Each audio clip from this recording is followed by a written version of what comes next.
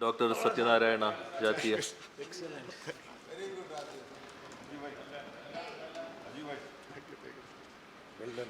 माननीय उपसभापति महोदय, सर थैंक यू। हम ऊर्जा की बात कर रहे हैं। हमारे यहाँ कहा गया है ज्योति शाम ज्योति। हम परम शक्ति से प्रेरित होकर के अपने को शक्ति प्राप्त कराते हैं। ओम विश्वानि देव सवितर दुरितानि परासुव यद भद्रम तन्नासु। ऐसा जो सोर्स ऑफ एनर्जी है जिसको हमने सूर्य माना है, उसकी आराधना में कहा गया है। ऊर्जा की बात निश्चित रूप से इस आधुनिक युग में बहुत ज़रूरी है। इसके बिना कोई काम हो सकता नहीं और इसलिए ऊर्जा का उत्पादन निरंतर हम करते जा रहे हैं। उसमें वृद्धि हो रही है, हमारी क्षमता बढ़ रही है और क्षमता बढ़ने के साथ साथ संभावनाओं पर भी हम आगे विचार कर रहे हैं। हमने अपने बजट में अनेक प्रकार के प्रावधान किए हुए हैं और बिजली को बनाने के लिए, बिजली का ठीक प्रकार से वितरण करने के लिए अनेक जो उपाय किए गए हैं, उसमें दीनदयाल उपाध्याय फीडर पृथक्करण योजना, सेपरेशन ऑफ फीडर्स, गाँव को गाँव के लिए बिजली मिल जाए और खेतों को सिंचाई के लिए बिजली मिल जाए। इसके लिए अलग अलग समय में यदि बिजली का विभाजन कर दिया जाए तो निश्चित रूप से उतनी ही बिजली में हम ये ठीक प्रकार से वितरण करने का काम कर सकते हैं। क्योंकि एक समय ये समझा जाता था कि गाँवों में बिजली पहुंचना नामुमकिन है। गुजरात में ये हो गया। मध्य प्रदेश में भी हमने अटल ज्योति योजना के माध्यम से इसको करने का काम किया है और 24 घंटे और 7 दिन बिजली उपलब्ध कराने के काम को प्रगति मिल रही है। किंतु सरकार की जितनी सारी योजनाएं हैं, उनको आगे के लिए, संभावनाओं के लिए बिजली की ज़्यादा ज़रूरत होने वाली है और इन सारी ज़रूरतों को पूर्ति करने के लिए, जिसमें कि ऊर्जा के बारे में जो राय बनी है, उसको कहा है कि ऊर्जा विकास का एजेंडा है। नई सरकार को विशेष नीतियों पर तवज्जो देने चाहिए और सांस्थानिक ढांचों को विकसित करने पर ध्यान देना चाहिए, जिससे कि त्वरित परिणाम मिल सके। संस्थागत परिवर्तनों तथा नियामक मैकेनिज्म के जरिए उत्साहजनक माहौल बनाया जा सकता है। भारत के लिए ज़रूरी है कि ऊर्जा के क्षेत्र में दीर्घकालीन नीति तैयार करें और ऊर्जा समिति बनाकर देश में ऊर्जा क्षेत्र के लिए समेकित एकजुट नीति बनाने की राह पर बढ़ा जा सके। अब ये कोई ऐसा नहीं है कि हम 5 साल 10 साल, ये तो एक कंटिन्यूस प्रोसेस है और इस कंटिन्यूस प्रोसेस में किस प्रकार की हमारी आयोजनाएं होती है, उस प्रकार की बात को करने के लिए हमने उपाय करना होंगे। जैसा मैंने कहा है कि दीनदयाल उपाध्याय फीडर योजना के लिए पुनर्संचित त्वरित विकास और सुधार कार्यक्रमों के हमने कहा कि दीनदयाल उपाध्याय योजना के लिए 500 करोड़ का प्रावधान किया है और रिस्ट्रक्चर करने के लिए 1261 करोड़ रुपए का प्रावधान किया है। दिल्ली के लिए बिजली के व्यवस्थापन करने के लिए, उसको पावर सेक्टर को सपोर्ट देने के लिए 200 करोड़ का प्रावधान किया है। राजीव गांधी ग्रामीण विद्युतीकरण योजना के लिए 5144 करोड़ का प्रावधान किया है। ये बिजली जितनी बनती है उसको ठीक प्रकार से व्यवस्थापन करने के हमने उपाय किए हैं। किंतु जैसा हम जानते हैं कि बिजली का उत्पादन करने के जो स्रोत हैं, हम थर्मल पावर पर हमारी निर्भरता रहती है। वो थर्मल पावर कोल के ऊपर निर्भर करता है और कोल की जो क्वालिटी है, यदि ठीक प्रकार की नहीं हुई, उसमें एनर्जी कंटेंट यदि बराबर नहीं हुआ, तो फिर हम उतनी बिजली पैदा नहीं कर पाते हैं और हमारे जो उत्पादन के थर्मल पावर संयंत्र हैं वो ख़राब हो जाते हैं। और इस दृष्टि से ज़रूरी है कि कोल का सप्लाई ठीक करने के लिए, क्योंकि यह मंत्रालय केवल एक मंत्रालय नहीं है, इस मंत्रालय का अंतर संबंध अन्य मंत्रालयों से भी है। क्योंकि जो बिजली के संयंत्र बनाते हैं, ऐसा हेवी इंडस्ट्री है, उसका भी इसका संबंध है। कोयला मंत्रालय, उससे भी इसका संबंध है और बाकी के जो जितना इंफ्रास्ट्रक्चर तैयार करने की बातें हैं, उससे भी उसका संबंध है। तो इन सारी बातों के लिए ये ज़रूरी है कि हम अपने बिजली के उत्पादन को सुनियोजित करने का उपाय करें। हमने परमाणु ऊर्जा क्षेत्र के लिए भी अनुसंधान और विकास के लिए 3430 करोड़ रुपए का प्रावधान किया है। भारत यूरेनियम निगम के लिए हमने 150 करोड़ का प्रावधान किया है उसमें निवेश करने के लिए। और हम जानते हैं कि थ्योरियम हमारे देश में बड़ी प्रचुर मात्रा में है।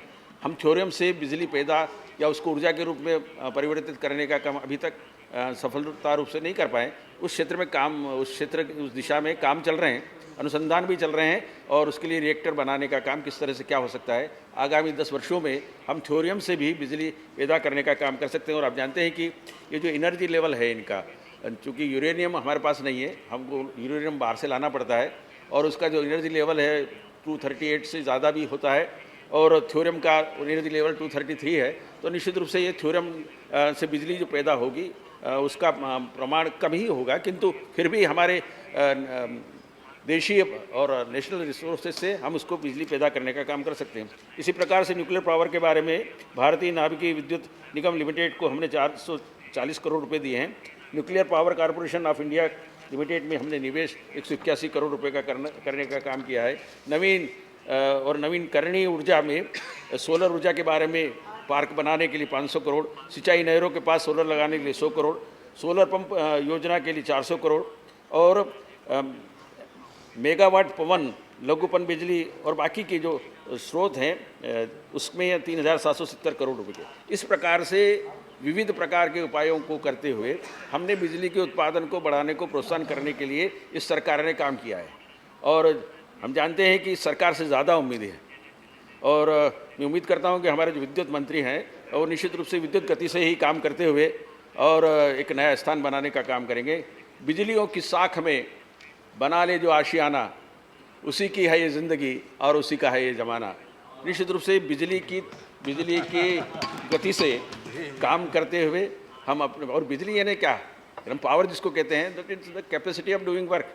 हम उसको किस तरह से ज़्यादा कर सकते हैं। हमने पढ़ा था ओम्स लॉ में कि current is directly proportional to the potential and inversely proportional to the resistance.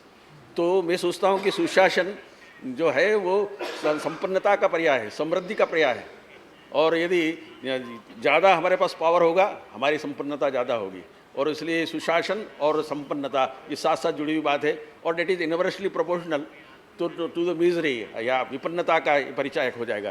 और इसलिए हम चाहेंगे कि सुशासन करने के लिए जितना पावर चाहिए और जितना पावर चाहिए उसके लिए जितना पोटेंशियल चाहिए, उस पोटेंशियल को अर्जित करने के लिए हम विभिन्न प्रकार के उपायों को करने का काम करेंगे। और इसलिए हमने अपने जितने स्रोत हैं उनको उसको दोहन करने का काम किया।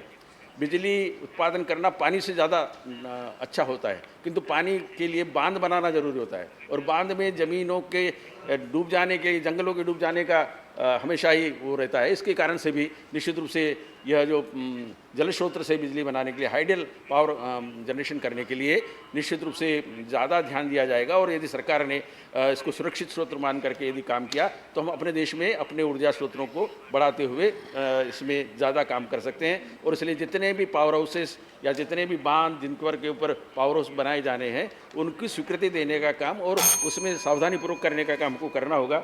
निश्चित रूप से समय की सीमा है और समय भी कम है, परंतु पावर हमको चाहिए और जब पावर चाहिए तो निश्चित रूप से मैंने कहा ना कि पावर को आना एक बात हो गया और पावर को बनाए रखना और बढ़ाना एक बात हो गया।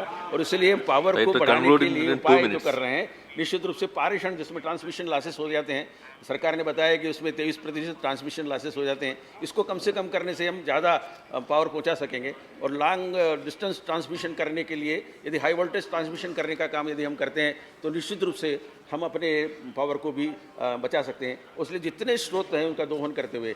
और एक बात जो मुझे कहना है कि निश्चित रूप से गाँवों में बिजली अभी पहुँच रही है, राजीव गांधी योजना के माध्यम से पहुँच रही है, किंतु वहाँ प्रकाश की व्यवस्था करने के लिए मैं सरकार से आग्रह करना चाहूँगा कि केरोसिन का तेल अभी गाँवों में मिल नहीं पा रहा, पहुँच नहीं पा रहा है। तो सरकार चूँकि ये विषय से संबंधित नहीं, परंतु चूँकि बहुत ज़रूरी है, इसलिए केरोसिन के तेल को पहुँचाने के लिए भी वो आवश्यक उपाय करने का काम करेंगे। मैं उम्मीद करता हूँ कि सरकार अपने सारे उपायों से और जिस प्रकार की प्रावधान किए हैं बजट के अंदर, निश्चित रूप से उसमें सफलता करने का काम हो जाएगा। और हम इस देश को पावर के लिए, पावर जो हमारे पास पावर मिला है उसको पावर को अधिक वृद्धिगत करने का काम करेंगे। और इस सारे काम में सफलता मिलने के लिए मुझे विश्वास है कि सरकार पूरी क्षमता के साथ काम करेगी और इसमें सफलता प्राप्त कराने के लिए निश्चित रूप से और भी बहुत जो सारे क्षेत्र छूटे हुए हैं उन सारे आयामों को पूरा करने के लिए हम उपाय करेंगे। आज के इस प्रसंग पर निश्चित रूप से बिजली मंत्री जी के ऊपर बड़ा दायित्व है विकास का, क्योंकि सारी विकास की संभावनाएं पावर पर निर्भर करती है। किसी भी क्षेत्र में हम जाएंगे, हमने 100 शहरों का निर्माण करने की बात की है तो उसका इंफ्रास्ट्रक्चर तैयार करने के लिए भी पावर की ज़रूरत होने वाली है, सिंचाई के लिए पावर की ज़रूरत पड़ने वाली, नदी को जोड़ने के लिए पावर की ज़रूरत पड़ने वाली है। हमने अभी नदी जोड़ने का काम किया था, नर्मदा शिप्रा जोड़ने के लिए, उसको 432 करोड़ से पूरा किया, किंतु उसको लिफ्ट करने के लिए पावर चाहिए। तो इस प्रकार से सारी योजनाओं का केंद्र पावर है और निश्चित रूप से हमारे पावरफुल मिनिस्टर्स को पूरा कर सकेंगे, ऐसी मैं उम्मीद कर सकता हूँ। बहुत बहुत धन्यवाद आपके समय देने के लिए। थैंक यू जतिया जी।